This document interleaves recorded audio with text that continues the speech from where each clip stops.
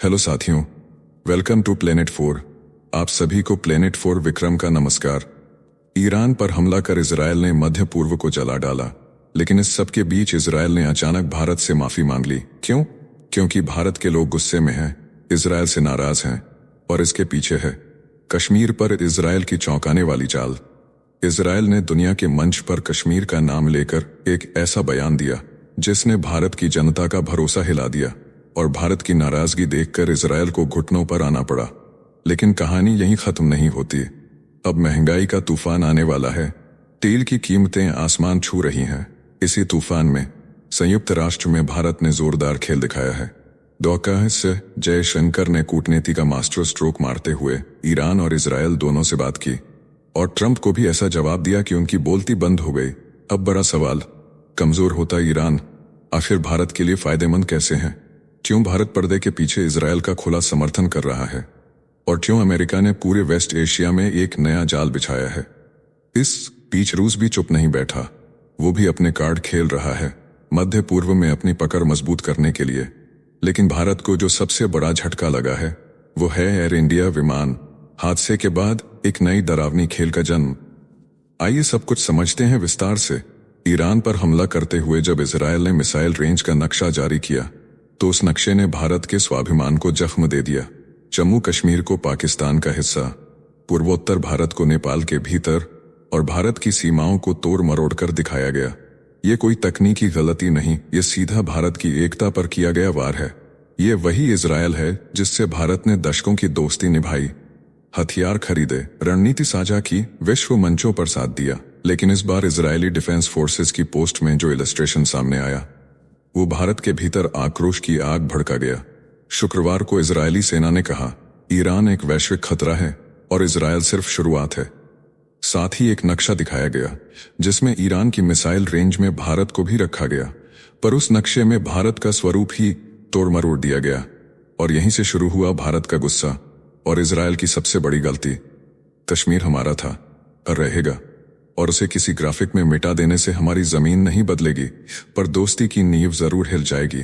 भारत की जनता ने जब इजरायल के उस विवादित नक्शे को देखा जिसमें जम्मू कश्मीर, लद्दाख, सिक्किम और अरुणाचल प्रदेश को भारत का हिस्सा नहीं दिखाया गया, तो सोशल मीडिया प्लेटफॉर्म एक्स पर आक्रोश की सुनामी आ गई। कम्युनिटी नोट्स में तीखी टिप्पणी दर्ज हुई। ये राज्य भारत के अभिन्न अंग हैं और किसी भी स्थिति में इनकी संप्रभुता से छेड़छाड़ बर्दाश्त नहीं होगी। इस जनविरोध के बाद इजरायली डिफेंस फोर्सेस को पसीना छूट गया और उन्होंने सफाई दी। ये केवल क्षेत्रीय चित्रण था, इसका उद्देश्य सटीक सीमाएं दिखाना नहीं था। ये विवाद ऐसे समय उठा है जब इजरायल ने ईरान के सैन्य और परमाणु ठिकानों पर तूफानी हवाई हमले किए, जिसमें ईरान के शीर्ष सैन्य अधिकारी मारे गए। जवाब में ईरान ने तेल अवीव और यरूशलेम पर ड्रोन और मिसाइलों से हमला किया। इजरायल को यह समझना होगा, भारत की दोस्ती शांति की नींव होती है, लेकिन संप्रभुता के मामले में भारत चुप नहीं रहता। कश्मीर हमारा है, अरुणाचल हमारा है, लद्दाख हमारा है, और जो भी देश इसे ग्राफिक मिस्टेक कहे उसे भारत की जन भावनाओं का सम्मान करना होगा। जिस जंग की आग ईरान और इजरायल के बीच भड़की थी, अब उसकी तपिश भारत की रसोई, जेब और बंदरगाहों तक पहुंच चुकी है। शुक्रवार को जब इजरायल ने ईरान के सैन्य और परमाणु ठिकानों पर मिसाइलों की बरसात की तो वैश्विक बाजार में कच्चे तेल के दाम 8% उछल गए। जानकार साफ कह रहे हैं, अगर ये जंग लंबी चली तो भारत में महंगाई की लहर भी उतनी ही लंबी और दर्दनाक होगी, क्योंकि भारत अपनी जरूरत का 80% कच्चा तेल आयात करता है। भले ही भारत सीधे ईरान से बहुत कम तेल लेता हो, लेकिन जब ग्लोबल मार्केट जलता है तो भारत की थाली भी धुआं देने लगती है। सबसे खतरनाक मोर्चा है हॉर्मुज की खाड़ी, जहां से दुनिया का 20% कच्चा तेल गुजरता है। अगर वहां से आपूर्ति रुकी तो इराक, सऊदी अरब और संयुक्त अरब अमीरात से आने वाला तेल भी थम सकता है, और इसका सीधा असर भारत के पेट्रोल पंप से लेकर रसोई गैस, दूध, दाल और ट्रांसपोर्ट तक दिखेगा। यह अब सिर्फ युद्ध नहीं, भारत के घरेलू बजट पर सीधा हमला है। अगर आग और फैली तो बचेगी, तो आम आदमी की थाली में रोटी तो बचेगी, पर सब्जी सिर्फ याद में रह जाएगी। भारत को अब सिर्फ देखना नहीं, चाल चलनी होगी, ताकि ईंधन संकट से पहले रणनीति तैयार हो। क्योंकि तेल के दामों में लगी ये आग अगर नहीं बुझाई गई तो ये सिर्फ जेब नहीं जलाएगी, पूरे देश की आर्थिक सेहत को झुलसा देगी। ईरान इजरायल युद्ध की आग अब सिर्फ तेल या नक्शे तक सीमित नहीं, भारत के व्यापारिक कंटेनर तक झुलसने लगे हैं। सुज नहर और लाल सागर के रास्ते खतरे में हैं, जहां से भारत का भारी निर्यात निकलता है। इन रूट्स के बंद होते ही शिपिंग लागत में 40 से 50% तक का उछाल तय है। अब जहाजों को केप ऑफ गुड होप का लंबा चक्कर लगाना पड़ेगा, जिससे प्रति कंटेनर लागत $500 से $1000 तक बढ़ जाएगी और 15 से 20 दिन की अतिरिक्त देरी हर डिलीवरी में जहर खोलेगी। यानी न सिर्फ भारत से बाहर माल महंगा होगा, बल्कि समय से पहुंचना भी मुश्किल। हालांकि विशेषज्ञ नॉर्बर्ट रूकर मानते हैं, तेल बाजार अभी लचीला है, भंडारण अच्छा है और मध्य पूर्व के बाहर से सप्लाई बढ़ रही है।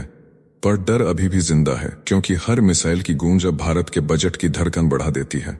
ये जंग अब भारत के बजट की धड़कन बढ़ा देती है। सिर्फ सीमा पार की लड़ाई नहीं रही, ये भारत की जेब, थाली, डिलीवरी टाइम और एक्सपोर्ट ग्रोथ सब पर सीधा हमला है। अगर यही हाल रहा तो दुनिया को माल देने वाला भारत खुद अपनी अर्थव्यवस्था को रफ्तार देने के लिए तरसेगा। एक तरफ तेल की आग और दूसरी तरफ सोने की ऊंचाई, दोनों मिलकर आम भारतीय की जेब को फाड़ देने पर उतारू हैं। गोल्ड की कीमतें 1 लाख रुपए प्रति 10 ग्राम के पार पहुंच चुकी हैं। जब दुनिया जलती है तो निवेशक सोने में शरण लेते हैं, और ये सिर्फ डर नहीं बल्कि लंबे आर्थिक संकट की दस्तक है। भारत अब ऐसे तूफान के बीच खड़ा है जहां ना कारोबार की रफ्तार चल पा रही है, ना आम आदमी की सांसें सस्ती पड़ रही हैं। तेल के झटकों से ट्रांसपोर्ट, रसोई और इंडस्ट्री बेहाल है, और अब गोल्ड की इस दौड़ ने शादियों, निवेश और बचत पर भी ताला जड़ दिया है। हर मिसाइल अब सिर्फ सीमा पर नहीं गिर रही, बल्कि भारत की जेब, बाजार और बजट में भी धमाके कर रही है। एक बार फिर से लाल सागर और बाब अल मंदेब का इलाका भारतीय मालवाहक जहाजों के लिए मौत का रास्ता बन गया है। हौथी विद्रोही, मिसाइल हमले और ड्रोन की आंधी ने व्यापारिक रूट को जंग का मैदान बना दिया है। लेकिन इस पूरी भूचाल जैसी स्थिति में जब तमाम देश बौखला गए, भारत ने न चीख पुकार की, न कोई जल्दबाजी दिखाई, बल्कि शांति से अपनी रणनीतिक बिसात बिछा दी। संयुक्त राष्ट्र महासभा में गाजा संघर्ष पर सीजफायर प्रस्ताव पर भारत की अनुपस्थिति को कुछ लोग कमजोरी मान बैठे, लेकिन हकीकत में यह रणनीतिक चुप्पी भारत की भविष्यदर्शी चाल थी। भारत ने हमेशा ईरान और इजरायल दोनों से संबंधों को संतुलित रखा है। चाबहार पोर्ट से पाकिस्तान को बाईपास करने की योजना, इजरायल के साथ मिलिट्री सहयोग, I2U2 जैसे नए मंचों पर इकोनॉमिक और टेक्नोलॉजिकल साझेदारी, और अडानी ग्रुप का हाइफा पोर्ट में बहुचर्चित निवेश, ये सब बताता है कि भारत शब्दों से नहीं, निवेश और नेटवर्क से जवाब दे रहा है। जब दुनिया बयानबाजी में उलझी है, भारत वह मंच तैयार कर रहा है जहां अगली सदी की राजनीति और व्यापार तय होंगे। भारत जानता है, आज की चुप्पी कल की गूंज बनती है, और जो वक्त पर चाल नहीं चलते वो दूसरे की बिसात पर मोहरा बन जाते हैं। इसलिए भारत न कोई दोस्त खो रहा है, न दुश्मन बना रहा है, बल्कि इतिहास के सबसे कठिन युद्ध काल में अपनी जगह सबसे चतुर राजा की तरह बना रहा है। ईरान और इजरायल की जंग ने भले ही दुनिया को दहशत में डाला हो, लेकिन कमजोर होता ईरान भारत के लिए एक दो तरफा अवसर की तरह उभर रहा है। पहला फायदा, अगर ईरान अंतर्राष्ट्रीय दबाव में आकर अपने परमाणु कार्यक्रम से पीछे हटता है तो भारत के लिए तेल व्यापार फिर से खुल सकता है। कम कीमत, आसान आपूर्ति और सस्ती ऊर्जा भारत की अर्थव्यवस्था को नया बल देंगी। दूसरा फायदा, ईरान के प्रभाव में चलने वाले यमन के हूथी विद्रोहियों की ताकत अगर टूटी तो लाल सागर और बाब अल मंदेब जैसे समुद्री रास्तों पर भारत की शिपिंग को राहत मिलेगी। अभी भारतीय जहाजों को केप ऑफ गुड होप का लंबा चक्कर लगाना पड़ रहा है, जिससे समय, लागत और डिलीवरी तीनों संकट में हैं। हूथी कमजोर पड़े तो भारत की IMEC और सागर जैसी कनेक्टिविटी परियोजनाएं नई रफ्तार पकड़ सकती हैं और पश्चिम एशिया से व्यापार आसान हो जाएगा। भारत इस समय न तो किसी पक्ष का पक्षधर बना है, न आग में घी डाल रहा है, न पानी छिड़क रहा है, बल्कि वो चुपचाप अपने आर्थिक रास्तों को साफ करने में जुटा है।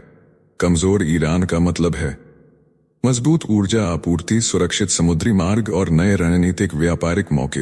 अब जरा याद कीजिए, ऑपरेशन सिंदूर जब भारत ने पाकिस्तान के अंदर घुसकर हमला किया था तो सबसे पहले जिस देश ने खुलकर समर्थन दिया था वह था इजरायल। वहीं ईरान ने तटस्थता की बात तो की, लेकिन न समर्थन दिखा, न दोस्ती का कोई इशारा मिला। अब वही ईरान अगर पस्त होता है तो सिर्फ तेल या समुद्री सुरक्षा ही नहीं सुधरेगी, बल्कि मध्य पूर्व में भारत की रणनीतिक पहुंच भी और मजबूत हो जाएगी। रूस की पकड़ पहले ही ढीली पड़ रही है। सीरिया में बशर अल असद की हालत डगमगा रही है। हिजबुल्लाह का नेतृत्व बिखर रहा है और ईरान की कमजोरी ने मॉस्को की पूरी नेटवर्किंग को झटका दे दिया है। यानी जो नेटवर्क रूस ने सालों में पाला था वह अब भारत के लिए खाली जमीन बन रहा है, जहां नया दोस्त, नई डील और नया दबदबा उग सकता है।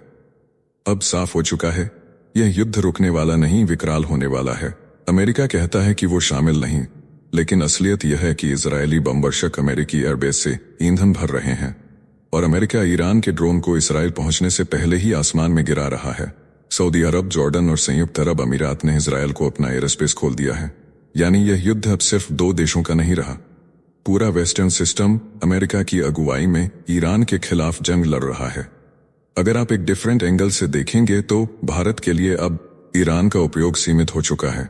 न अब उनसे तेल लिया जा रहा है, न गैस डील सक्रिय है, चाबहार पोर्ट भी अब प्रतीक्षा की स्थिति में है और भारत धीरे धीरे मध्य पूर्व की अपनी रणनीति को अमेरिका और इजरायल के करीब ले जा रहा है। भारत ने युद्ध में तटस्थता का मुखौटा जरूर पहन रखा है, लेकिन असल में यह रणनीतिक संतुलन अब इजरायल की ओर झुक चुका है। क्यों? क्योंकि आज की वैश्विक हकीकत यही है, भारत वही करेगा जो अमेरिका के दीर्घकालिक हितों के साथ तालमेल में हो। क्योंकि इस वक्त मिडल ईस्ट में अमेरिका का सिक्का चल रहा है और वहां उसके साथ चलने में ही भलाई है। अमेरिका का साथ देना मतलब है वैश्विक वित्त, तकनीक और सैन्य गठबंधनों की मजबूत पकड़।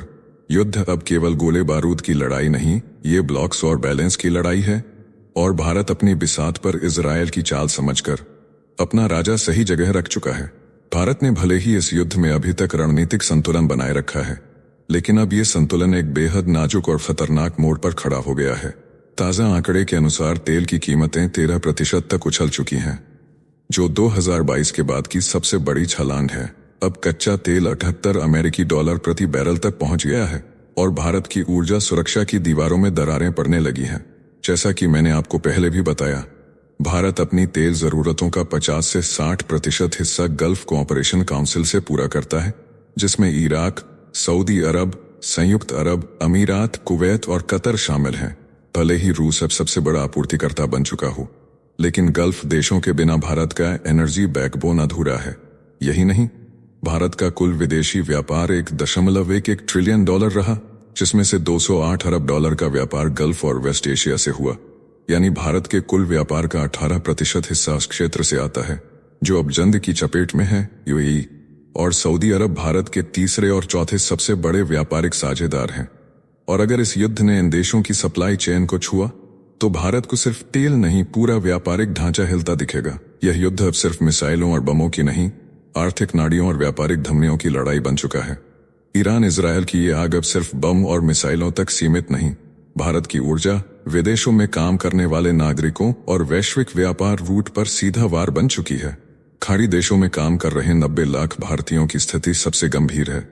इन प्रवासी भारतीयों द्वारा भेजा गया पैसा भारत के कुल रेमिटेंस का 40% है। अगर गल्फ में हालात बिगड़े तो हजारों परिवारों की रोजी रोटी, बच्चों की पढ़ाई, बुजुर्गों की दवाई, सब कुछ खतरे में पड़ जाएगा।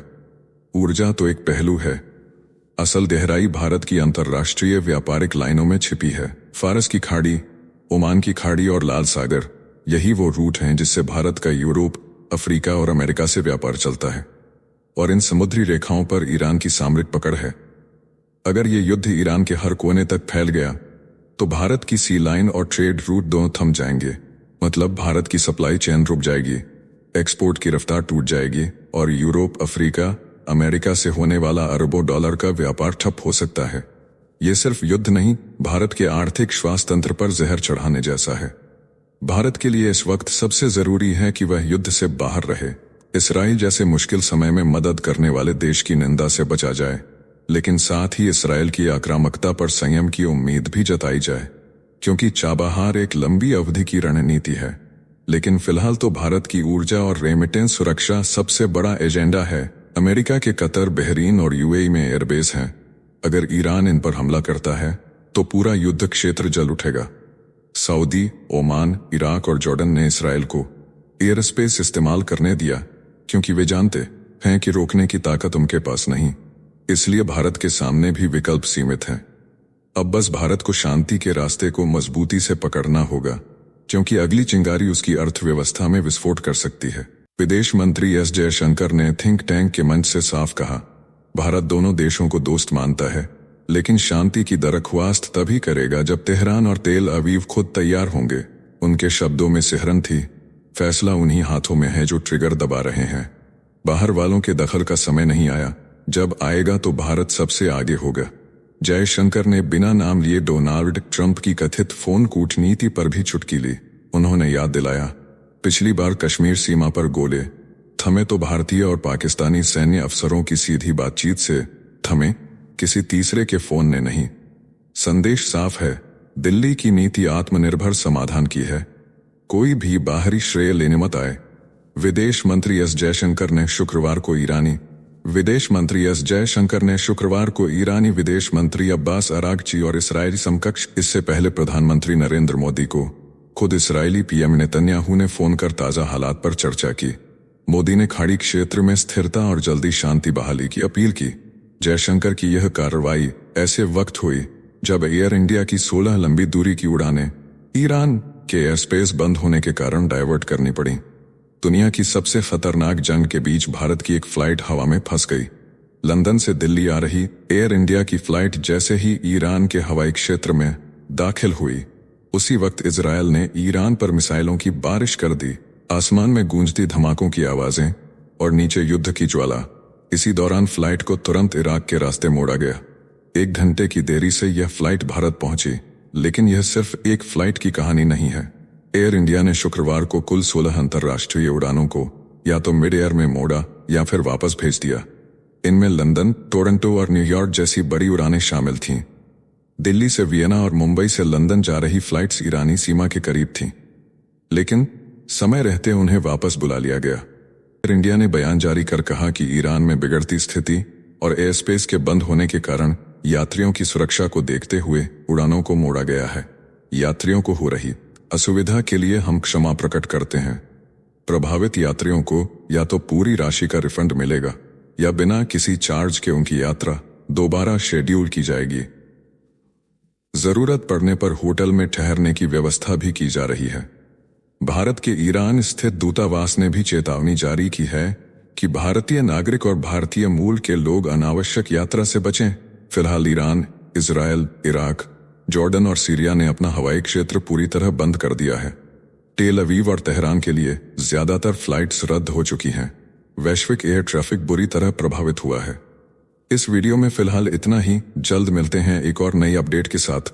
जाने से पहले वीडियो को लाइक करके चैनल को सब्सक्राइब कर लें।